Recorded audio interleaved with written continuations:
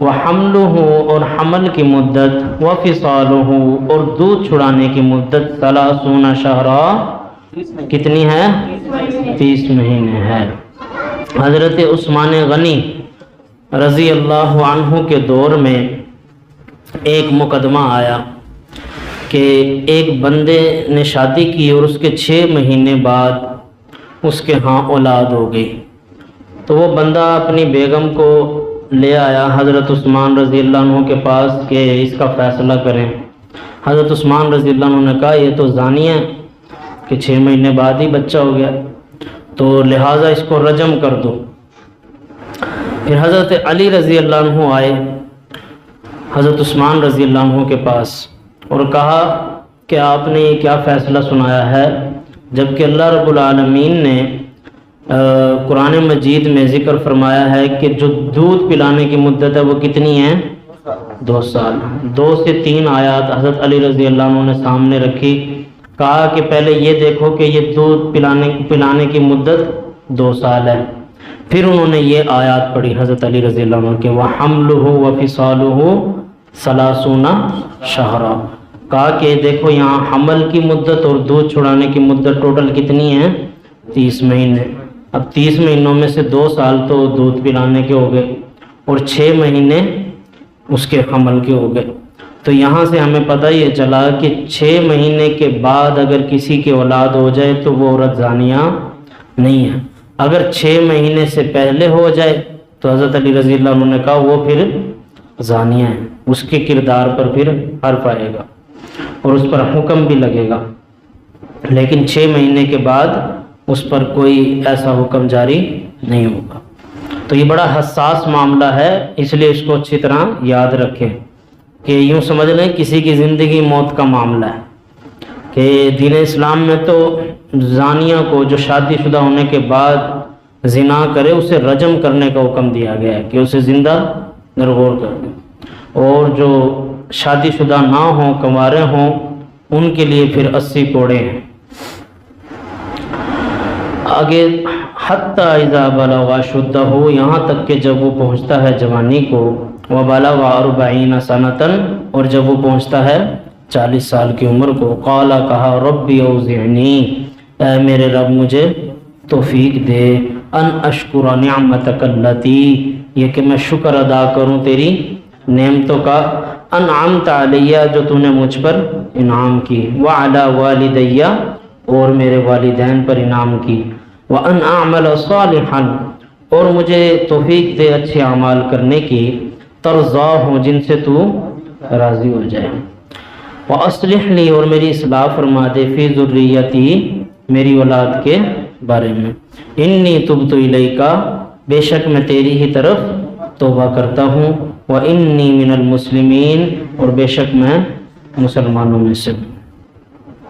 آگے دیکھیں بھئی، آگے ایک ہی آیت پڑھیں گے ہم، 2 لائنوں کی ہے یہ، اولئک الذین، یہی وہ لوگ ہیں، یعنی جو اوپر ساری بات ہوئی ہے نا، تعریف ہوئی ہے بندے کی کہ اس طرح کا جو بندہ ہوگا ان کے بارے میں کہا جا رہا ہے اولئک الذین، یہی وہ لوگ ہیں، نتقبل عنہم، ہم ان سے قبول کریں گے، احسن ما عملوا، جو انہوں نے اچھے عمل کیے ہیں، وَنَتَجَاوَزُ عَنْ سَيِّئَاتِهِمْ اور ہم ان کی برائیوں سے درگزر کر دیں گے، فی اصحاب الجنہ، یہی لوگ جنت والے ہیں، وعد الصدق الذی، سچا ہے وعدہ ان لوگوں سے، کانوا یوعدون، جو ان سے کیا جا رہا ہے، وعد الصدق الذی، سچا ہے ان لوگوں سے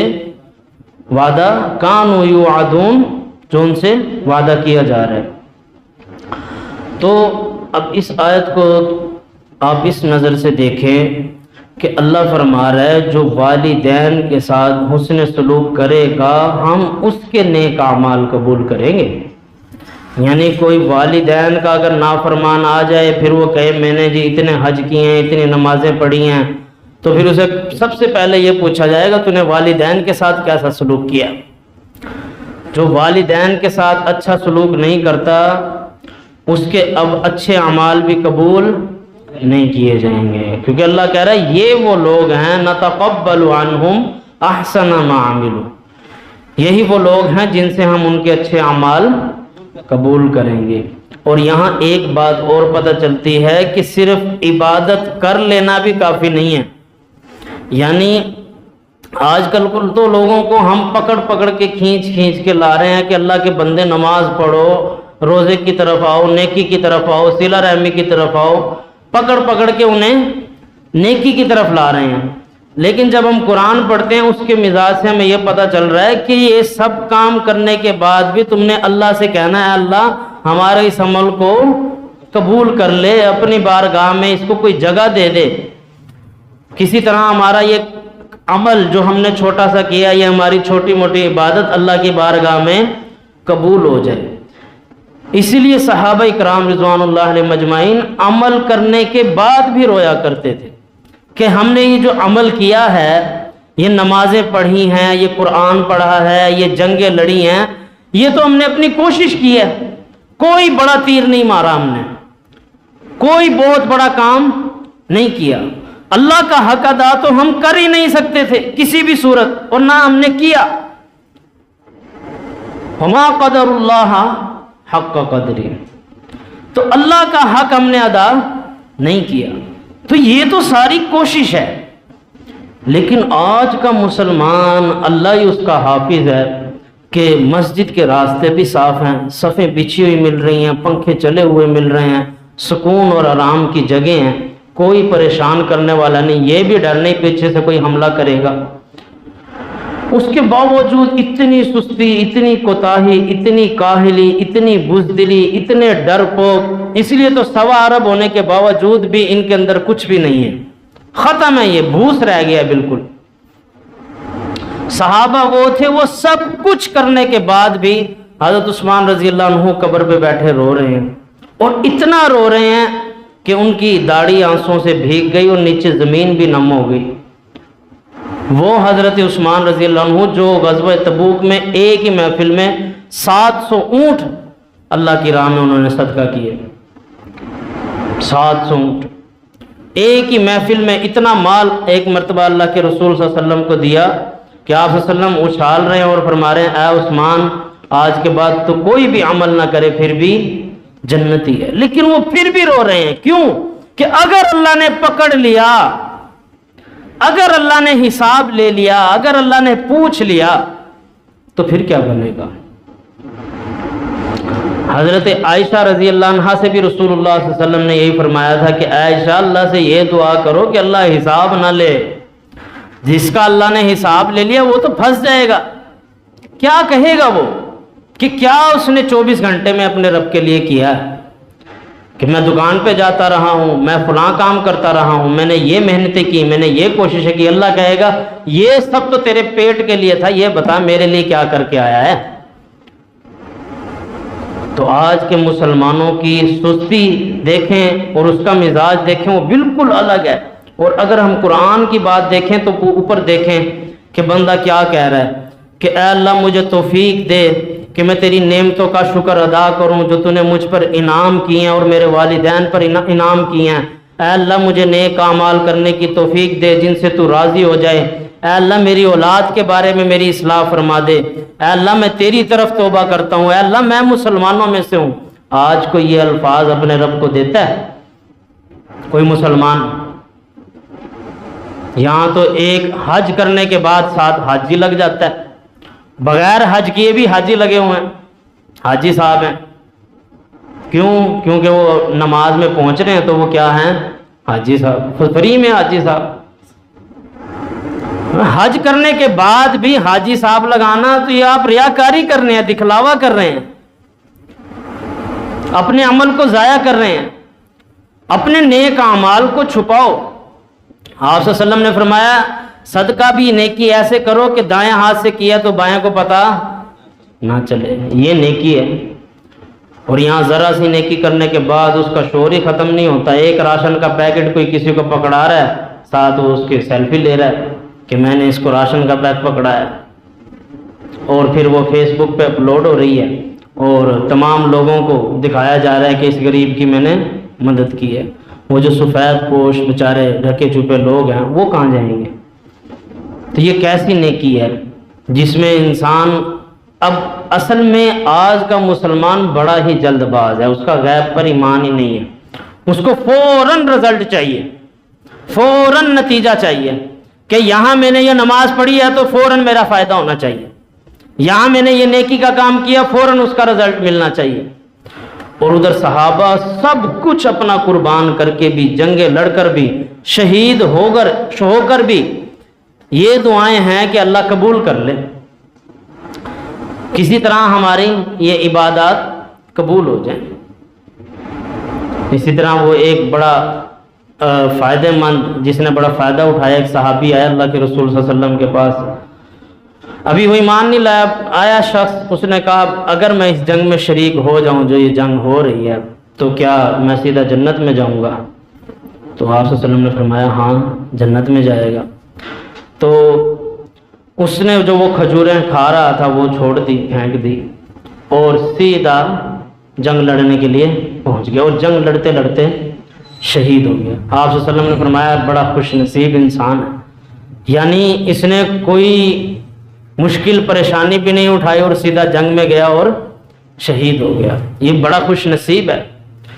تو ایسے جنت مل جائے وہ ایک الگ بات ہے کہ رسول اللہ صلی اللہ علیہ وسلم نے اسے بشارت دے، ورنہ عام طور پہ حضرت عثمان رضی اللہ عنہ مال بھی خرچ کر رہے ہیں، نمازیں بھی پڑھ رہے ہیں، مسجد کی جگہ بھی دے رہے ہیں، کنویں کی جگہ بھی لے کر دے رہے ہیں، اور آپ صلی اللہ علیہ وسلم کے ساتھ مل کر جنگیں بھی لڑ رہے ہیں، اور پھر آپ صلی اللہ علیہ وسلم کی بیٹیاں بھی دو یکے بعد دیگرے حضرت عثمان رضی اللہ عنہ کے نکاح میں بھی آ رہی ہیں، وہ ذوالنورین بھی ہیں، دو نوروں والے بھی ہیں، اس کے باوجود انہیں یہ ڈر ہے کہ اللہ پتہ نہیں بخشے گا یا نہیں، اللہ معاف کرے گا یا نہیں کرے گا۔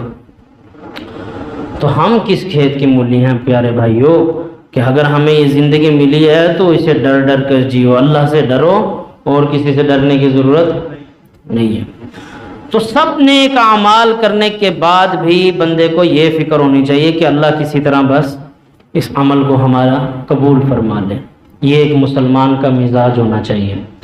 تو فرمایا کہ یہ اولئک الذین نتقبل عنہم، یہی وہ لوگ ہیں جن سے ہم قبول کریں گے احسن ما عملوا، جو انہوں نے نیک اعمال کیے۔ اچھا، اس سے ایک بات یہ بھی پتہ چلتی ہے ہر بندے کے نیک اعمال قبول نہیں ہوں گے، اس کے دوسرے رخ کو بھی سمجھیں، ہر بندے کے نیک اعمال قبول نہیں ہوں گے۔ آپ صلی اللہ علیہ وسلم نے فرمایا کوئی بندہ اس وقت تک جنت میں داخل نہیں ہوگا جب تک کہ اللہ کی رحمت اسے پوری طرح ڈھانپ نہ لے، بلکہ پوری بات ایسے فرمائی کہ کوئی بندہ بھی محض اپنے اعمال کی بنیاد پر اللہ کی جنت میں داخل نہیں ہو سکتا یہاں تک کہ اللہ کی رحمت اسے پوری طرح سے ڈھانپ نہ لے۔ وہ کیا سمجھتے ہو دنیا میں سارے ایڑی چوٹی کا زور لگا لیں، کوئی بندہ بھی پوری زندگی محنت کر لے، کیا محنت کر لے گا وہ؟ کوئی اس کے نام کینٹ کر دے گا پورا کہ آج سے پورا کینٹ یا ملتان تیرا دے دے گا؟ تو جنت ایسے ہی مل جائے گی، جنت کی کوئی قیمت نہیں ہے۔ تو ہمارے عمل کچھ بھی نہیں ہے، کبھی بھی یہ نہ سوچنا صرف اعمال سے جنت مل جائے گی۔ ہاں، عمل ایک صرف سپورٹ کا کام کریں گے، اللہ کی رحمت کو جگانے کا۔ اللہ کی رحمت عمل سے جاگے گی، یہ یاد رکھیں۔ بندہ جو جنت میں جائے گا وہ اپنے اعمال کی بنیاد پر نہیں جائے گا، صرف وہ جائے گا اللہ کی رحمت سے۔ اس مسئلے کو اچھی طرح سمجھ لیں بھائی کہ بندہ صرف نمازیں، حج، قرآن، نیک اعمال، یہ جو سب کام ہیں ان کی بنیاد پر جنت میں نہیں جائے گا، بلکہ ان کی بنیاد پر وہ اللہ کی رحمت کو اپنی طرف کرتا ہے کہ کسی طرح مجھے ان اعمال کے ذریعے اللہ کی رحمت مل جائے۔ پھر جب اللہ دیکھتا ہے کہ میرا بندہ میرے ہی آگے جھک رہا ہے، سجدہ کر رہا ہے، میری کتاب پڑھ رہا ہے، میرے آگے رو رہا ہے، میرے آگے گڑ گڑا رہا ہے، مجھ سے مانگ رہا ہے، پھر اللہ کو بندے پہ ترس آ جاتا ہے، پھر اللہ کی رحمت جوش میں آتی ہے اور وہ رحمت اس کو ڈھانپتی ہے، پھر بندہ اللہ کی جنت میں داخل ہو جاتا ہے۔ یہ مقدمہ ہے یہ سمجھنے کی ضرورت ہے۔ تو آپ صلی اللہ علیہ وسلم نے فرمایا کوئی بندہ بھی محض اپنے اعمال کی بنیاد پر اللہ کی جنت میں داخل نہیں ہو سکتا یہاں تک کہ اللہ کی رحمت اسے پوری طرح سے ڈھانپ نہ لے۔ ایک صحابی نے بڑی ہمت کر کے پوچھا اللہ کے رسول صلی اللہ علیہ وسلم کیا آپ بھی محض اپنے اعمال کی بنیاد پہ جنت میں نہیں جا سکتے؟ اللہ اکبر، کائنات کے امام ہیں وہ محمد الرسول اللہ صلی اللہ علیہ وسلم۔ تو آپ صلی اللہ علیہ وسلم نے کیا فرمایا ہاں میں بھی محض اپنے اعمال کی بنیاد پر اللہ کی جنت میں داخل نہیں ہو سکتا۔ یہ وہ کائنات کے امام ہیں جو راتوں کو کھڑے ہوتے ہیں اور اتنی دیر کہ پنڈلیاں سوج جاتی ہیں، اور حضرت عائشہ فرماتی ہیں کہ آپ اپنے رب کی اتنی عبادت کیوں کر رہے ہیں جبکہ اللہ تو آپ سے راضی ہے؟ تو فرماتے ہیں کہ کیا میں اس رب کا شکر ادا نہ کروں، شکر گزار بندہ نہ بنوں جس نے مجھ پر اتنی رحمتیں نازل کی ہیں؟ تو میرے بھائیو اللہ کے سامنے اس طرح رہنا ہے کہ اے اللہ میں کچھ بھی نہیں ہوں، ربنا ظلمنا انفسنا، اے اللہ میں نے اپنی جان پہ ظلم کیا۔ آدم علیہ السلام کیا فرما رہے ہیں جنت سے نکلنے کے بعد؟ میں نے اپنی جان پہ ظلم کیا۔ وَإِلَّمْ تَغْفِرْ لَنَا، اگر تو مجھے نہیں بخشے گا، وَتَرْحَمْنَا، اور اپنی رحمت مجھ پر نہیں کرے گا، یہ رحمت سمجھا رہا ہوں آپ کو، اگر اپنی رحمت مجھ پر نہیں کرے گا لَنَكُونَنَّ مِنَ الْخَاسِرِينَ، تو میں یقیناً خسارہ اٹھانے والوں میں سے ہو جاؤں۔ تو اس کو بات کو اچھی طرح سمجھ لیجئے کہ نیک عمل کرنے کے بعد اللہ سے یہ دعا کریں کہ اے اللہ میری یہ ٹوٹی پھوٹی عبادت اپنی بارگاہ میں قبول فرما لے۔ اور یہاں فرمایا کہ یہ جو ماں باپ کا فرما بردار ہے اس کے ہم نیک عمل بھی قبول کر لیں گے، وَنَتَجَاوَزُ عَنْ سَيِّئَاتِهِمْ، اور اس کی جو چھوٹی موٹی غلطیاں ہیں اس سے بھی درگزر کر دیں، کیونکہ یہ بہت بڑا کام کر رہا ہے۔ جو لوگ باہر بزرگ پیر ڈھونڈتے ہیں میں انہیں کہتا ہوں کہ اپنے گھر میں ڈھونڈو۔ آپ کے گھر میں سب سے بڑا پیر موجود ہے آپ کے لیے، وہ آپ کا باپ ہے، آپ کا والد ہے، اور آپ کے گھر میں سب سے بڑے پیر موجود ہیں، وہ دونوں والدین ہیں۔ ماں کے قدموں تلے جنت ہے۔ جناب محمد الرسول اللہ صلی اللہ علیہ وسلم نے فرمایا کہ اللہ رب العالمین بیٹے کی باپ کے حق میں کی ہوئی دعا اور باپ کی بیٹے کے حق میں کی ہوئی دعا رد نہیں کرتا، اللہ قبول فرماتا ہے۔ اس لیے اپنے باپ سے کہیں، والد سے کہیں کہ ابا جان ہاتھ اٹھا کر میرا نام لے کر میرے لیے دعا کرو، اصل پیر یہ ہیں، ان سے دعائیں کرو۔ اور اگر والدہ زندہ ہے اس سے کہیں کہ والدہ میرا ہاتھ اٹھا کر میرا نام لے کر میرے لیے دعا کرو۔ اگر اللہ تک پہنچنا ہے تو یہ والدین ذریعے ہیں، ان کے ذریعے پہنچو، یا پھر ان کی خدمت اتنی کرو کہ ان کے دل سے خود ہی دعا نکلے، ان کی زبان خود بولے آپ کے حق میں۔ تو یہ جو انسان بڑے بڑے حادثوں سے بچ جاتا ہے وہ کس لیے بچ جاتا ہے؟ پیچھے بڑوں کی دعائیں ہوتی ہیں۔ ابھی وہ ایک شاعر کہتا ہے ابھی زندہ ہے ماں میری مجھے کچھ بھی نہیں ہوگا، میں جب گھر سے نکلتا ہوں دعا بھی ساتھ چلتی ہے۔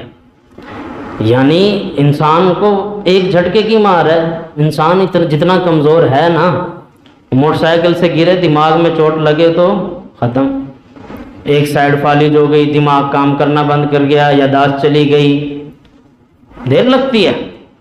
تو دعائیں کن کی ہوتی ہیں؟ پیچھے والدین کی دعائیں ہوتی ہیں، اور ان کی دعائیں لے کر چلو گے تو دنیا میں بھی کامیاب، اور آخرت کی گارنٹی اللہ نے دے دی کہ اگر ان کے ساتھ حسن سلوک کر کے آؤ گے ہم تم سے پھر جو تمہارے نیک اعمال ہیں وہ بھی قبول کر لیں گے، اور تمہاری چھوٹی موٹی غلطیوں سے بھی درگزر کر دیں گے، اور یہی لوگ فی اصحاب الجنہ، یہی لوگ جنت والے ہیں۔ تو کہیں جانے کی ضرورت نہیں ہے، اگر آپ پیر تلاش کر رہے ہیں تو آپ کے گھر میں موجود ہے۔